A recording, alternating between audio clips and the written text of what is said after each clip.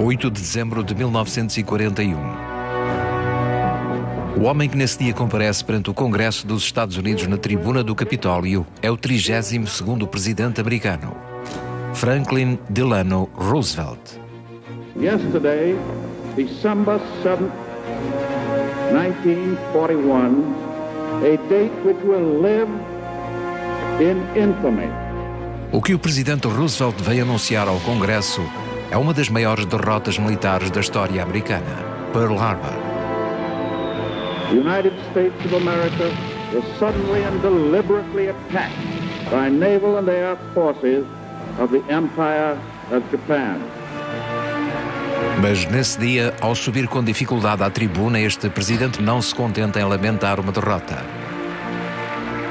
Anuncia já a vitória final dos aliados sobre o Japão Imperial, a Itália fascista e a Alemanha nazi. No matter how long it may take us to overcome this premeditated invasion, the American people in their righteous might will win through to absolute victory. Em apenas alguns minutos, este Congresso, que se recusava a envolver a América no conflito mundial, vai aplaudi-lo em uníssono, reconhecendo por unanimidade, menos um voto, o estado de guerra. Dentro de poucas horas, o povo americano que elegera Roosevelt para manter a paz a todo custo reclamará vingança, pronto para todos os combates. E dentro de alguns meses, o inimigo sentirá o peso de todo o poderio da indústria de guerra americana. Neste conflito que a América não queria, Franklin Roosevelt teve um papel ambíguo em nome de um cálculo supremo. Ele esperava este ataque japonês, quase o desejava. Desde 1932 que leva a cabo um jogo duplo diplomático falando de paz enquanto prepara a guerra. Pressionou o Japão a cometer o irreparável para justificar a entrada dos Estados Unidos na guerra. Nesse dia, contra a vontade do povo americano, é um único homem que determina o curso da história.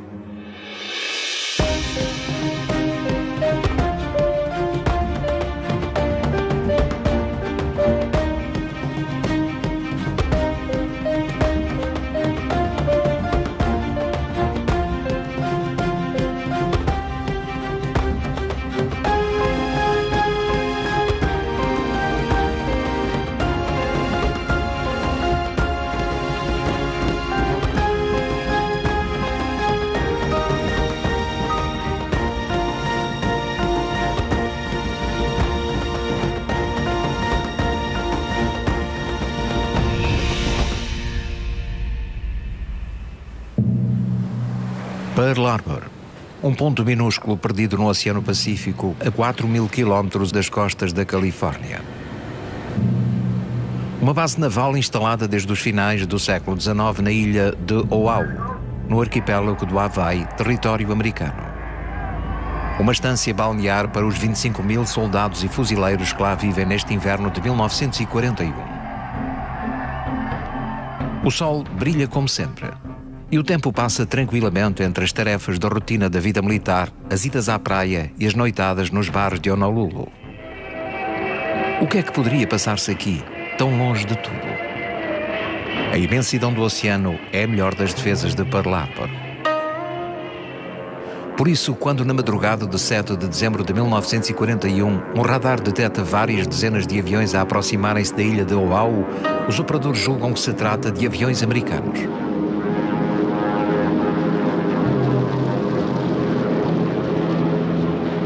Quando as primeiras explosões atingem o porto, os marinheiros acabam de acordar. Os homens das antiaéreas não estão nos seus postos.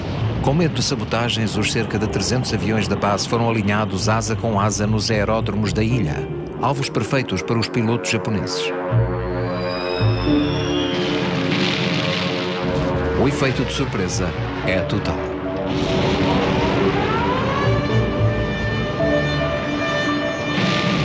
A esquadra nipónica partiu das costas japonesas a 14 de novembro, 3 semanas antes, chefiada pelo almirante Yamamoto. Para não ser detectada, escolheu uma rota totalmente improvável. Os seus 6 porta-aviões que transportam mais de 400 bombardeiros, mais os 15 navios de combate, 8 de abastecimento e 22 submarinos, percorreram mais de 7.000 quilómetros através de nevoeiros e tempestades, passando a norte das Ilhas Kurilas.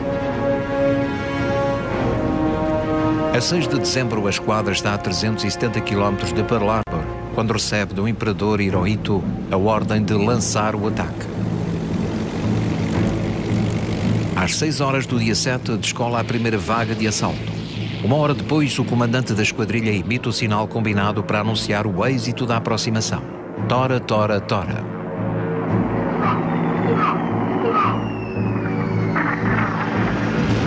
Em 3 horas e 2 vagas de ataque, os bombardeiros japoneses afundam no porto essencial das forças navais americanas do Pacífico e destroem no solo os aviões encarregados de as proteger. Perto de 3.000 soldados e marinheiros são mortos. Só 3 porta-aviões que tinham saído para um exercício de patrulha escapam à destruição.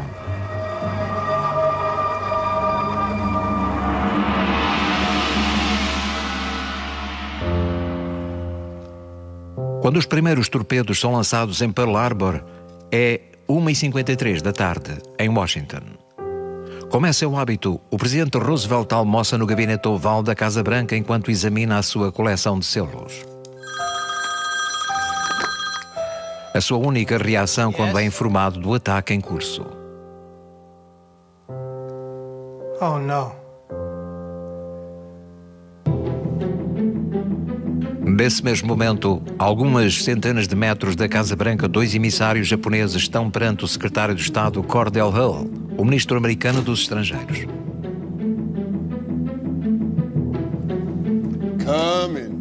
Enquanto o ataque prossegue em Pearl Harbor, os embaixadores Nomura e Kuruzu informam que o Japão interrompe as negociações em curso. Mr. Secretary, give it to me. Nas horas que seguem, as forças japonesas bombardeiam as bases americanas de Guam e de Wake. Atacam Hong Kong, a Malásia e as Filipinas. O Império do Japão acaba de trazer para o seu próprio solo esta guerra de que a América nem queria ouvir falar.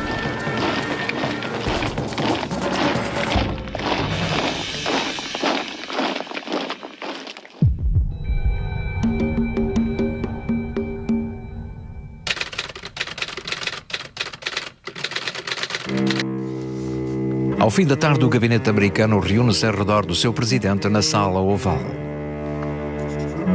Uma reunião de que não existe nenhum registro filmado ou gravação, mas da qual existe um relatório escrito com as intervenções de cada um dos participantes, conservado nos arquivos americanos, tal como para todos os diálogos recriados neste documentário. O ambiente é pesado, uma mistura de abatimento e cólera. Todos esperam que Roosevelt quebre o silêncio espesso que os sufoca. Quando por fim toma a palavra, é naquele tom calmo e desprendido que o caracteriza. Gentlemen, this is the most serious cabinet meeting since the spring of 1861. Todos na sala compreendem a alusão. Primavera de 1861. Os Estados do Sul retiraram-se da União. É o início da Guerra de Secessão, a primeira a decorrer em solo americano.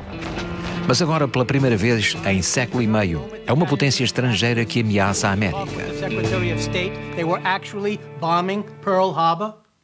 There is no question that this was a concerted effort with Germany, spanning over several weeks. I now expect the possibility of war with Germany and Italy. O homem que ocupa a Casa Branca e que tem de fazer face à agressão japonesa é culto, cheio de charme, sedutor mesmo. Mas sob esta aparência cordial e ligeira está também uma determinação inflexível com que governa o país desde 1932, através da crise económica mais grave da história.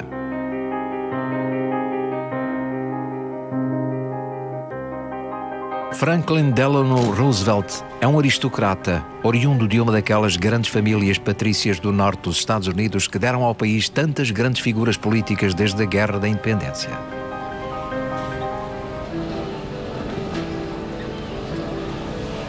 No virar do século, leva a vida despreocupada e fútil dos jovens do seu meio. e sem paixão, mas com sucesso, estuda Direito na prestigiosa Universidade de Harvard. A sua verdadeira paixão é já a política. Franklin Roosevelt sonha mergulhar no grande banho do poder e para lá chegar escolheu um modelo, quase um mentor. Um primo afastado do pai que em 1901 se tornou o 26º presidente dos Estados Unidos da América, Theodore Roosevelt. Tal como ele, defende as ideias progressistas contra o conservadorismo de classe. Tal como ele, considera que os Estados Unidos têm a vocação de se envolverem nos assuntos do mundo. Franklin sonha ser Theodore.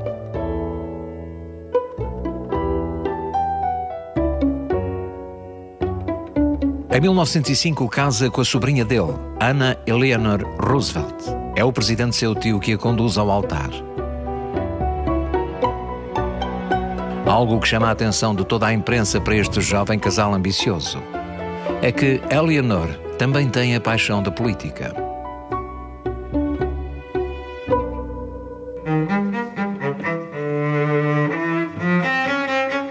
Educada em Inglaterra, foi marcada pelo pensamento feminista emergente e pelas teses socialistas que agitam o velho continente.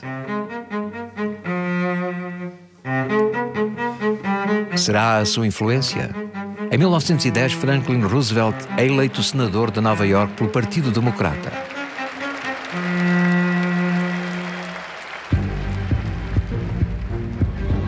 Impôs-se rapidamente como um dos jovens lobos do partido.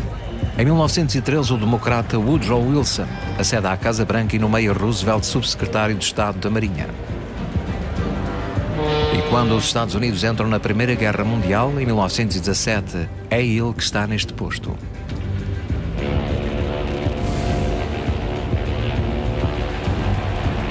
Meses mais tarde vai à Inglaterra para uma inspeção dos navios americanos que participam na defesa da ilha, sendo recebido pelo seu homólogo britânico, um personagem excêntrico e extrovertido, Sir Winston Churchill.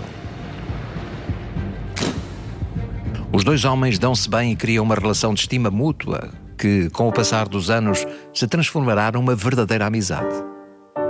Ao longo da sua abundante correspondência e mesmo nos momentos mais graves, Churchill gostará de recordar as circunstâncias em que se conheceram, assinando reciprocamente as missivas com o antigo tipo da Marinha, o nome de código que Roosevelt utilizará sistematicamente para lhe responder, quando não joga ele próprio o jogo dos pseudónimos.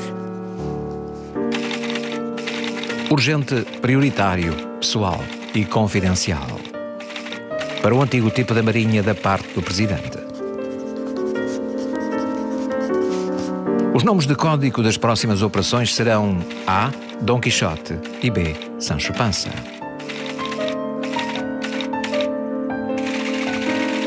Urgente, prioritário, muito confidencial e pessoal. Do antigo tipo da Marinha para o Presidente Roosevelt. Como conseguiu arranjar um código tão difícil de quebrar? Para complicar a tarefa do inimigo e desencorajar conjecturas irreverentes, proponho Almirante Q e Mr. P. Continuamos vigilantes.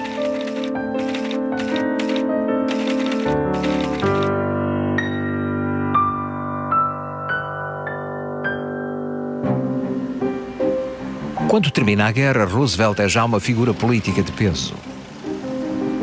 Em 1920 é candidato democrata à vice-presidência. Nesse ano são os republicanos que ganham. Mas com esta eleição entra para o círculo muito seleto dos pretendentes à Casa Branca. É apenas uma questão de tempo.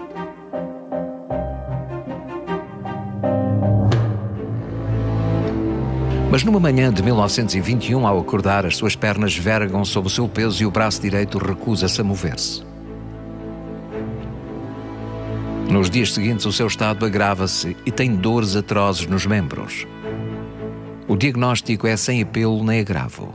Aos 39 anos sofre de uma síndrome de paralisia infantil, a poliomielite. A doença que o atinge tão brutalmente em plena ascensão deveria tê-lo enviado para o caixote do lixo da história. Mas este dandy despreocupado vai revelar uma força de caráter fora do comum.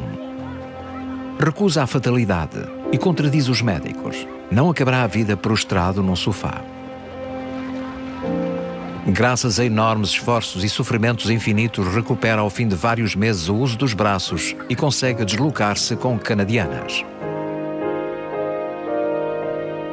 Manda fazer uma armação articulada ligada a uma base de ferro em volta da cintura. Assim equipado, pode substituir as canadianas por simples bengalas e até em curtas distâncias caminhar apoiado no braço de alguém. Este braço será primeiro o da mulher Eleanor. Quando regressa à política, 7 anos mais tarde, ela está a seu lado não só como sua mulher, mas como militante democrata. Apoia-o e aconselha-o.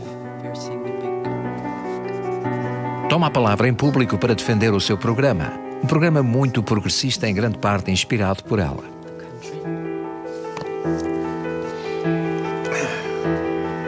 Em 1929 é eleito governador de Nova Iorque. Em 1932 ganha a primária democrata e é candidato à presidência. Impõe um novo tipo de campanha. É o primeiro a percorrer o país de avião, multiplicando os comícios. E entre os comícios dirige-se diretamente ao povo americano através da rádio. You have nominated me, and I know it, and I am here to thank you for the honor. A coragem com que ultrapassou a doença inspira respeito. Seduz tanto os operários das fábricas do Norte como os pequenos agricultores brancos do Sul. Eleanor, por seu lado, atrai o voto das mulheres, dos negros e das minorias étnicas. A sua vitória é esmagadora. It looks, my friends, like a real landslide this time.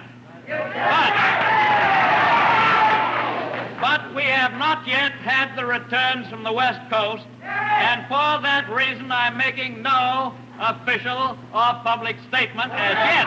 Com mais de 57% dos sufrágios, ganha 42 dos 48 estados da União. And will, to the best of my ability, preserve, protect and defend the Constitution of the United States. So help me God. Mas herda um país devastado. A crise económica que se seguiu à queda da Bolsa em 1929 atirou milhões de americanos para a miséria.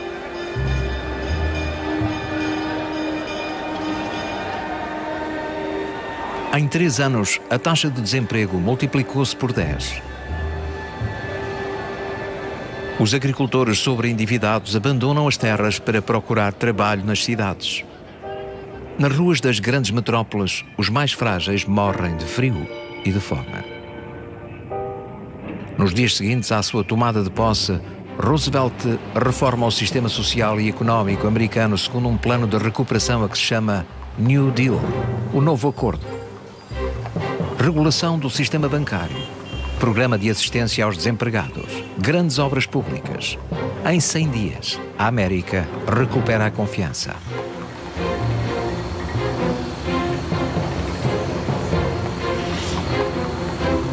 In the short space of these few months, I am convinced that at least 4 million have been given employment. We have a long way to go, but we are on the way. Em 1936, Roosevelt, vencedor da crise, é triunfalmente reeleito. Nos seus 2 primeiros mandatos, sob a influência dos conselheiros da mulher, a quem a imprensa chama a ministra sem pasta, reforça o poder e a influência do governo federal sobre a vida dos americanos.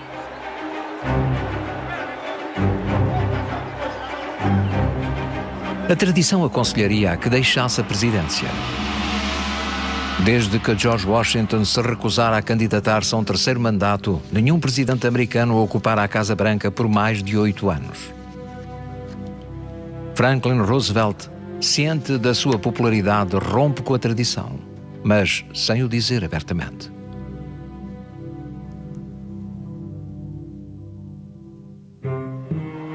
Na Convenção Democrata de Chicago, que deve designar o candidato do seu partido à eleição de 1940, sobe à tribuna e declara que, respeitando o costume, não se irá candidatar, exceto se os delegados do partido o designarem. Afinal, nada deve limitar a sua liberdade de escolha.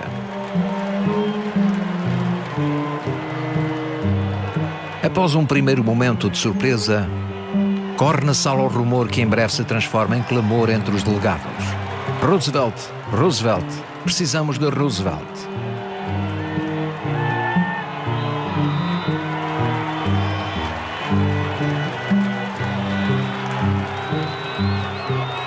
Em novembro de 1940, Franklin Delano Roosevelt esmaga o adversário republicano. Para lá chegar, erigiu-se em campeão da paz num mundo em guerra. Uma guerra que os americanos não querem, mas que agora ameaça impor-se ao país. I have seen war. I have seen war on land and sea. I have seen blood running from the wounded. I have seen children starving. I have seen the agony of mothers and wives. I hate war.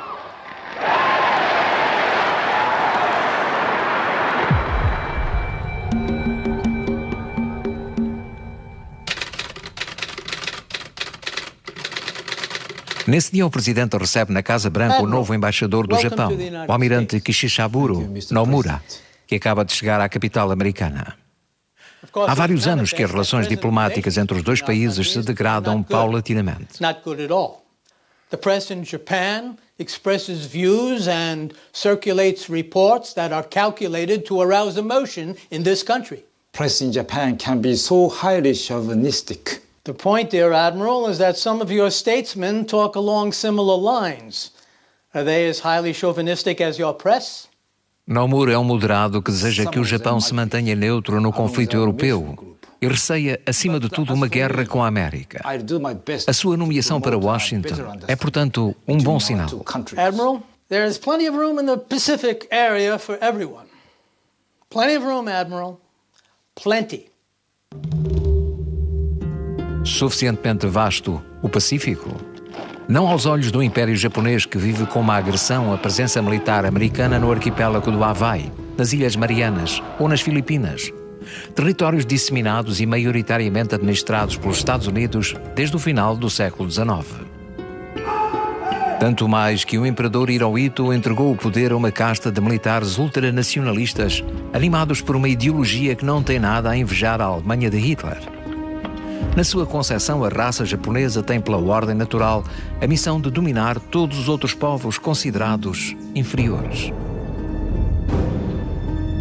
Aliás, por decreto imperial, os estrangeiros residentes no arquipélago do Japão têm um estatuto jurídico equivalente ao dos animais domésticos.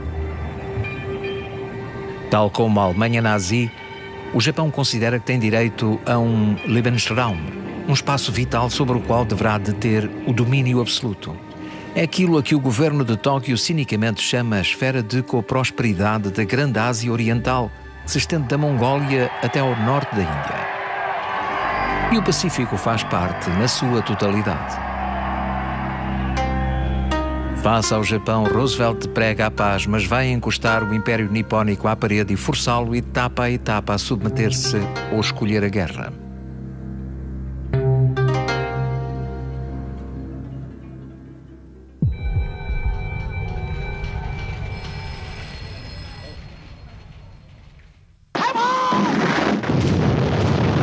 Em 1932, os japoneses invadem a Manchúria, massacrando todos os que encontram pela frente.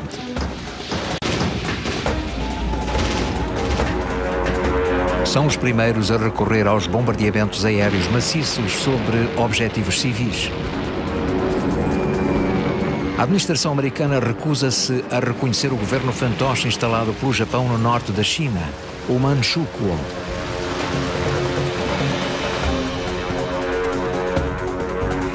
Mas a opinião pública não quer ouvir falar numa qualquer intervenção dos Estados Unidos no exterior. A Guerra de 14-18, em que mais de 100 mil jovens americanos foram mortos e que custou ao país várias dezenas de milhares de milhões de dólares, deixou um traumatismo profundo.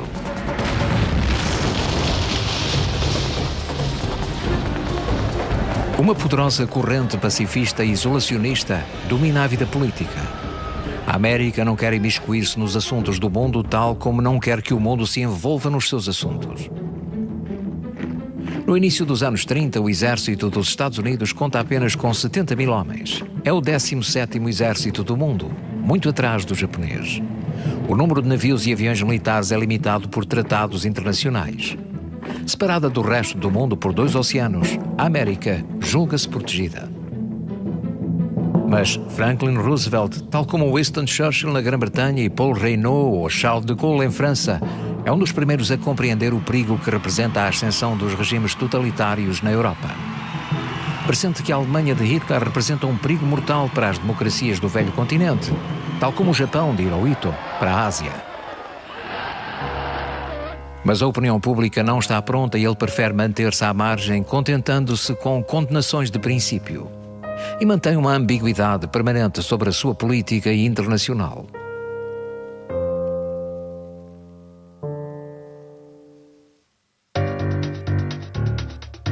Desde 1935 que o Instituto Americano de Opinião Pública, o primeiro organismo independente de sondagens do mundo, faz estudos sistemáticos sobre as tendências políticas nos Estados Unidos.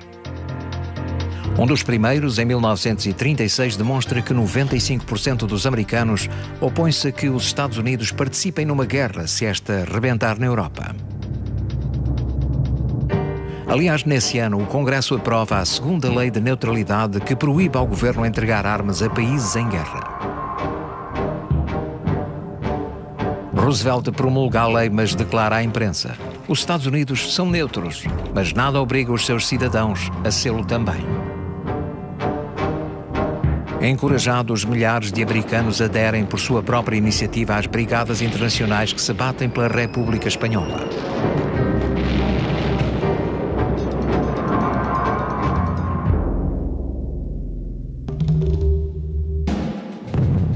Em 1937, o Japão invade a República da China, dirigida por Chiang Kai-shek. As populações civis são gaseadas e submetidas a bombardeamentos sistemáticos. Os sobreviventes são reduzidos à escravatura nos campos de trabalho e as mulheres mais jovens colocadas à força em bordéis militares. Entre 1937 e 1941, 5 milhões de chineses são assim deportados para o Japão.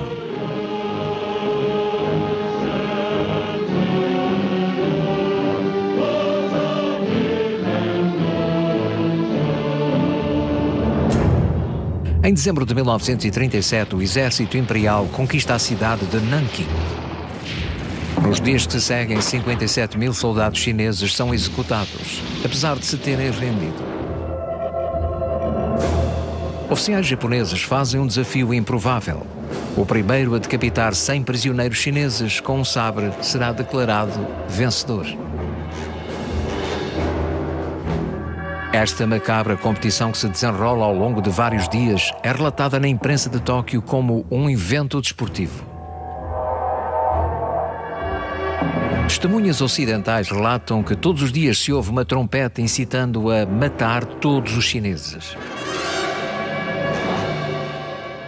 Os civis apanhados na rua são agrupados em torno de fossas comuns e abatidos à metralhadora. As violações são sistemáticas. As mulheres grávidas são esventradas com um sabre. Múltiplos atos de canibalismo são registados.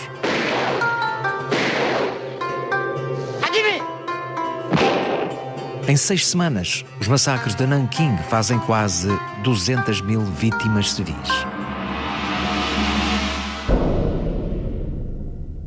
Estas atrocidades marcam uma viragem na corrida à guerra.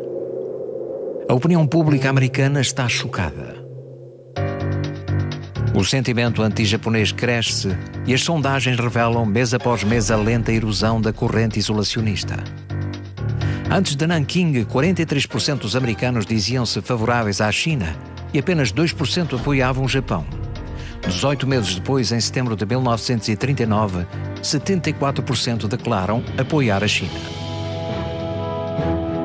Para o presidente Roosevelt, é preciso preparar rapidamente o país para afrontar a guerra que aí vem. É preciso aumentar o poderio militar, multiplicar os efetivos. ao mesmo tempo que faz campanha para a reeleição sob o tema da paz a todo o custo. I have said not once but many times that I have seen war and that I hate war. I say that again and again. As long as it remains within my power to prevent, there will be no blackout of peace in the United States.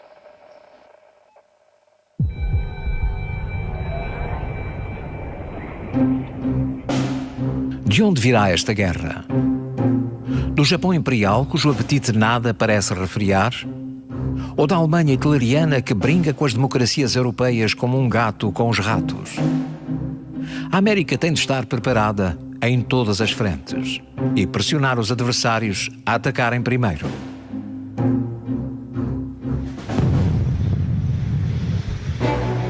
Em março de 1939, Hitler invade todo o território checoslovaco, violando os acordos de Munique que assinou 6 meses antes com a França e a Inglaterra. Aproveitando a onda, Mussolini anexa a Albânia. A 14 de abril, Franklin Roosevelt envia ao chanceler alemão um longo telegrama em que o insta a comprometer-se a não atacar uma lista de 31 países da Europa, África e do Médio Oriente. À laia da resposta, Hitler pronuncia perante uma plateia dos mais altos dirigentes nazis um discurso de 2 horas e meia em que ridiculariza o presidente americano. Frankreich, Portugal, Spanien, die Schweiz, Liechtenstein, Luxemburg, Polen, Ungarn, Rumänien, Jugoslawien, Russland, Bulgarien, Türkei, Irak, Arabien, Syrien, Palästina, Ägypten. De facto, a Wehrmacht invadirá nos 5 anos que se seguem 2/3 dos países citados na lista. A começar pela Polónia, em setembro de 1939. A França e o Reino Unido, aliados da Polónia, declaram guerra. Para 82% dos americanos, a Alemanha é a única responsável pelo conflito e 57% acha que a América deveria entregar armas às democracias. Desta vez, Roosevelt recusa-se a promulgar a renovação da lei da neutralidade. Os Estados Unidos passarão a vender armas a países em guerra na condição de não serem agressores. Rompe unilateralmente os acordos comerciais entre os Estados Unidos e o Japão. O arquipélago nipónico e o seu exército vence de um dia para o outro privados de 905 dos abastecimentos em petróleo. E depois envia o essencial da esquadra de guerra americana para Pearl Harbor. Uma faca apontada ao coração do Japão, dirá o almirante Yamamoto.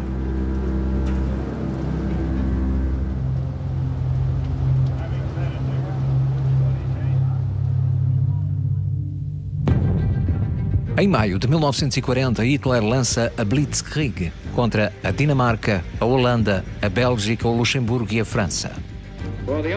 Roosevelt consegue do Congresso um aumento dos créditos para a assistência aos aliados em guerra com a Alemanha.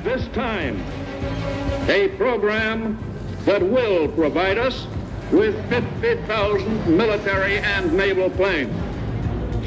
Em agosto de 1940, o governo japonês anuncia oficialmente que pretende alargar a sua esfera de co-prosperidade ao conjunto das costas asiáticas do Pacífico. Um mês depois, as tropas nipónicas entram na Indochina francesa.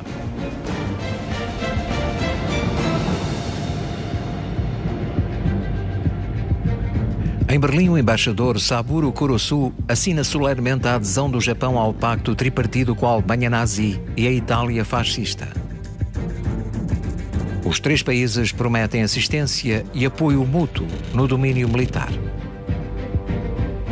Com a criação deste eixo, Tóquio, Roma, Berlim, a América fica cercada. Roosevelt pede ao Congresso que aprove a instauração do serviço militar em tempo de paz. Our young men will come from the factories and the fields, the cities and the towns, to enroll their names on registration day. May we all strengthen our resolve to hold high the torch of freedom in this darkening world, so that our children and their children may not be robbed of their rightful inheritance. O orçamento da defesa é aumentado em quase 8 mil milhões de dólares, ou 400%. Roosevelt declara: devemos ser o arsenal da democracia.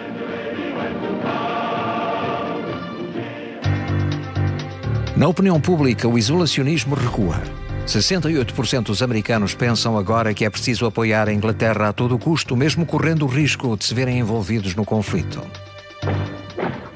Roosevelt declara um embargo ao Japão de todo o material aeronáutico, querosene, óleo de motor, sucata e aço.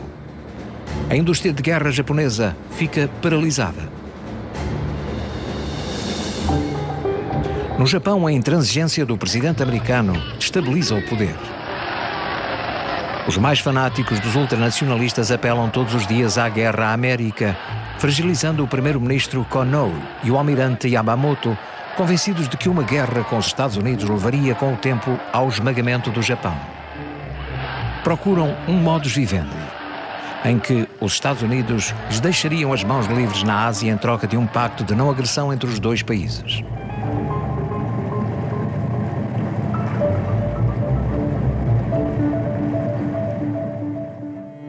O estabelecimento deste modus vivendi é a missão de que foi encarregue o embaixador Nomura quando chega a Washington em fevereiro de 1941. O que ele ignora é que os americanos sabem tudo o que é dito entre a embaixada japonesa e o governo de Tóquio.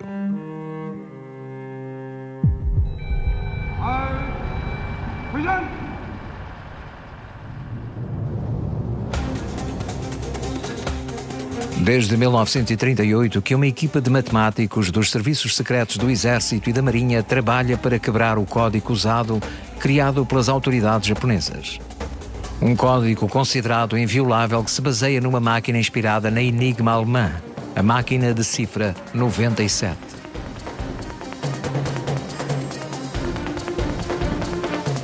Ao longo dos meses, os criptoanalistas americanos vão pouco a pouco conseguindo quebrar a cifra 97. No início de 1941, já nenhuma comunicação japonesa escapa à sua vigilância. E o que eles descobrem não tem nada de tranquilizador. O Japão bem pode manifestar a vontade de pacificar as suas relações com os Estados Unidos, mas não renuncia nem uma vírgula da sua política de domínio asiático. Pelo contrário, aproveitando a guerra na Europa e em nome da aliança com a Alemanha, o Império Nipónico parece preparar-se para invadir as posições britânicas no Extremo Oriente. Hong Kong, Singapura, Malásia e até a Birmânia, a porta da Índia. Se a Inglaterra há meses sob o blitz hitleriano tivesse de fazer face a uma nova frente na Ásia, ficaria numa situação desesperada.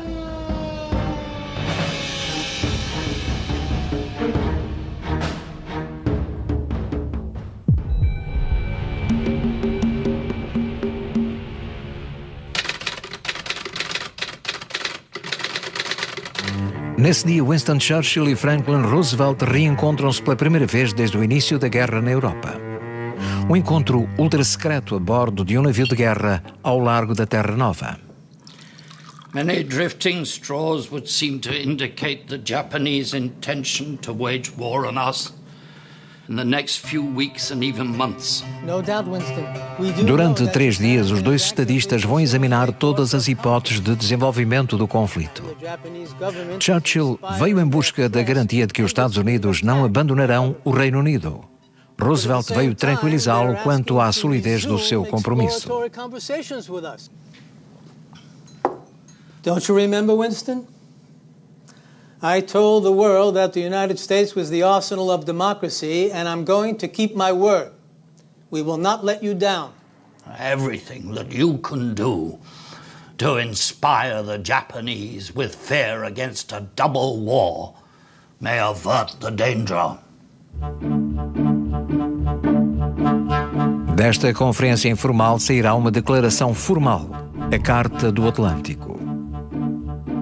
Uma profissão de fé que antecipa o que será o mundo depois da guerra e que servirá de base à criação das Nações Unidas, em 1945. Uma declaração também que, coberto das boas intenções, é uma ameaça direta dos Estados Unidos aos países do eixo. É nela que o presidente americano enuncia pela primeira vez a necessidade de destruir definitivamente a barbárie nazi e de desarmar as nações que ameaçam cometer atos de agressão fora das suas fronteiras.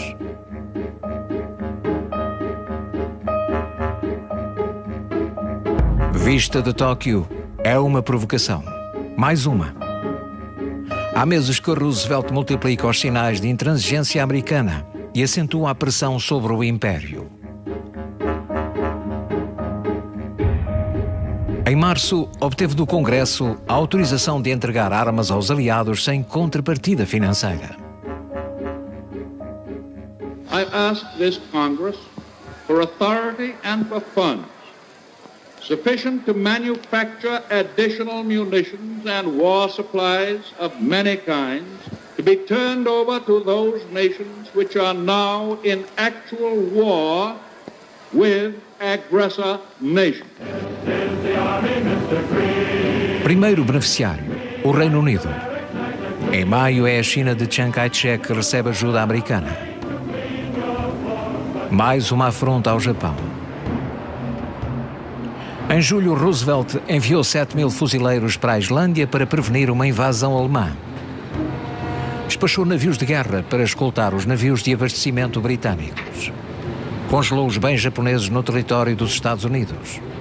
Na sequência da Carta do Atlântico, autoriza a Força Aérea a afundar todos os navios do eixo apanhados em águas territoriais americanas. E graças às escutas dos serviços de informação, segue passo a passo os efeitos dessa política no governo japonês. Em redor do imperador Hirohito, os moderados e os falcões enfrentam-se. Os primeiros acham que o Japão ainda não está preparado para uma guerra contra os Estados Unidos. Os segundos, pelo contrário, defendem que o Japão não conseguirá levar a bom porto a sua política de expansão sem abater o poderio americano. A 16 de outubro, o almirante Tojo torna-se primeiro-ministro, um duro entre os falcões. No dia seguinte, contudo, o embaixador Nomura apresenta aos americanos uma proposta de modus vivendi entre os Estados Unidos e o Japão. O Japão propõe parar com as operações militares na Ásia se os Estados Unidos levantarem um embargo sobre o petróleo e as matérias-primas.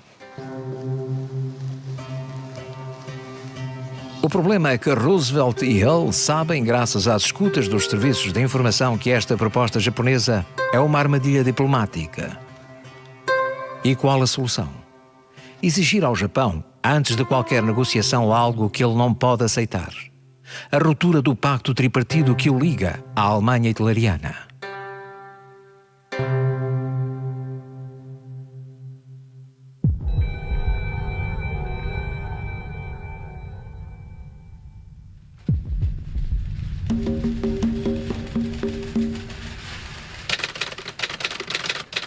What I would like your excellencies to hear is that the American people and I desire nothing more than to avoid war between us. Mr. President, o homem que naquele dia acompanha o embaixador Nomura é um enviado especial de Tóquio, Saburo Kozuro, um diplomata que antes de chegar a Washington, 10 dias antes, era embaixador do Japão em Berlim. Foi ele que, em nome do imperador, assinou o pacto tripartido com Hitler e com Mussolini. Your Excellency, it would be very hard for me to convince the people of this country that Japan is on a peaceful course when she is tied in an alliance with the most flagrant aggressor to appear on this planet in the last 2,000 years. Dear Mr. Ao, the public here in America has so much confidence in you that they will accept any agreement with us if you recommend it. I think, to be honest with Your Excellencies, that if I were to propose this agreement with Japan, I very well may be lynched. And what if America, through self-defense, was obliged to take up arms against Germany? Mr. Secretary, Nos dias que se seguem, Cordell Hull e o presidente Roosevelt mantêm a ilusão, deixando os dois emissários japoneses acreditar que ainda é possível negociar.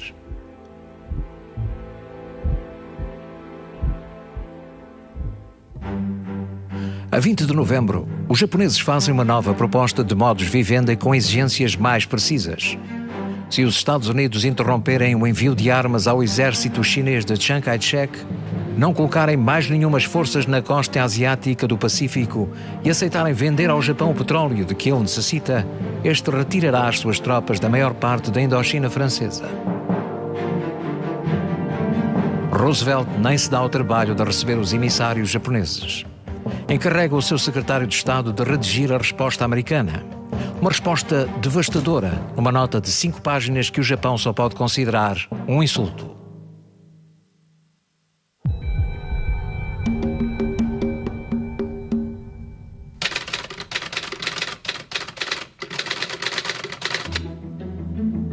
Na sua nota, Hull exige que o Império Nipónico aceite solenemente uma série de princípios intangíveis: a inviolabilidade de todos os países do globo, a sua soberania, a não ingerência nos seus assuntos internos e a igualdade de direitos entre todos os povos.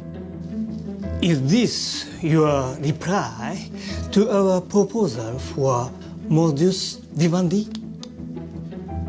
We have here Segue-se uma série de condições concretas.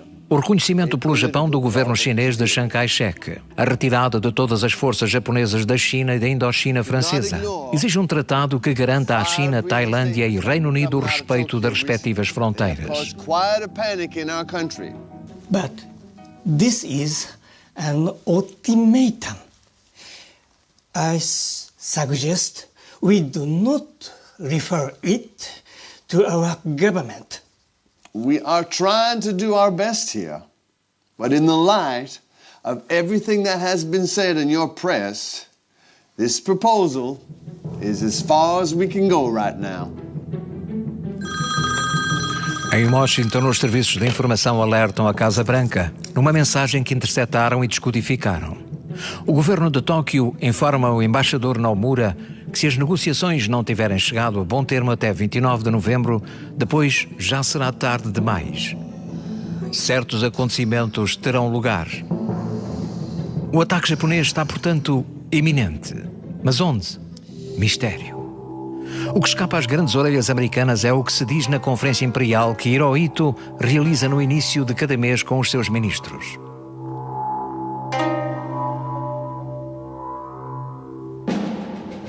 Na conferência de 6 de setembro, ordena que a Marinha e o Exército preparem um plano de ataque contra os Estados Unidos. Na conferência de 5 de novembro, o plano é-lhe apresentado. O alvo é Pearl Harbor. Hirohito deu luz verde. A esquadra imperial deixa o arquipélago nipónico a 20 de novembro. No próprio dia em que o embaixador Nomura apresenta a segunda proposta de modus vivendi. Dirige-se para norte durante vários dias antes de virar para sul em direção ao Havaí. A 6 de novembro, a armada japonesa está em posição a algumas centenas de quilómetros das ilhas do Havaí. Pearl Harbor está ao alcance dos aviões que leva a bordo. É o dia da Conferência Imperial. Hirohito dá a ordem para atacar.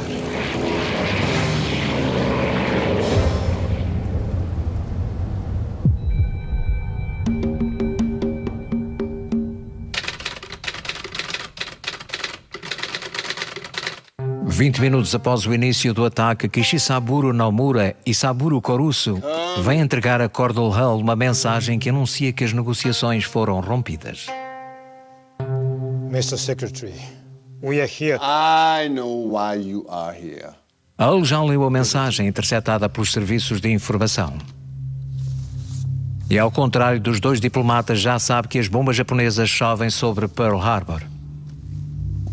In all my 50 years of public service, I have never seen a document filled with such falsehoods and distortions. Now get out of here! Scoundrels and piss ants. Ao fim do dia, Franklin Roosevelt informa os líderes do Senado e da Câmara dos Representantes do ataque japonês e anuncia que quer dirigir-se às duas câmaras reunidas em Congresso. Depois começa a redigir o seu discurso.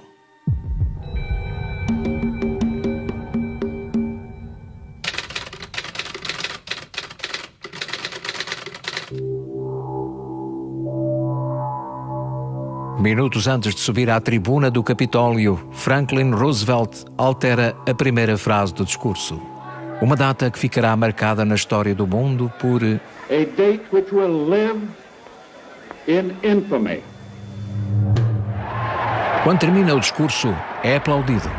Desta vez a América está mesmo em guerra, com o acordo do Congresso e o apoio da opinião pública.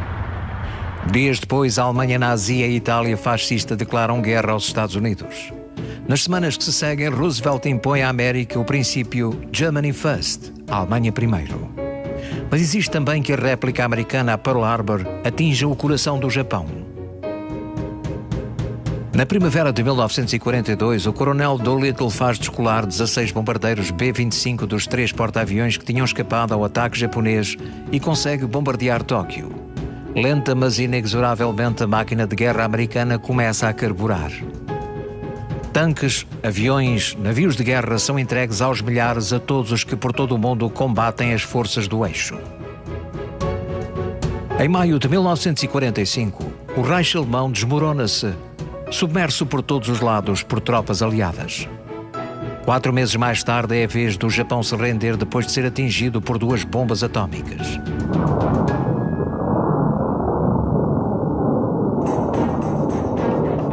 Esta vitória total só foi possível graças à estratégia maquiavélica de um presidente paralisado, eleito para fazer a paz e que encostou as ditaduras à parede, obrigando-as a declarar guerra para depois poder eliminá-las.